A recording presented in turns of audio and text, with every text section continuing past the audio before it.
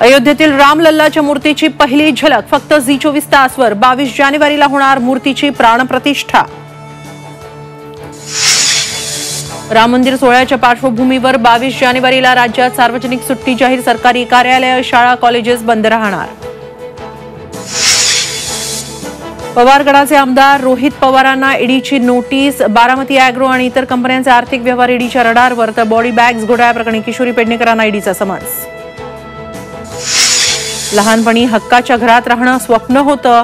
सोलापुरात कामगारांच्या घरांचं वाटप करताना पंतप्रधान मोदी भावूक।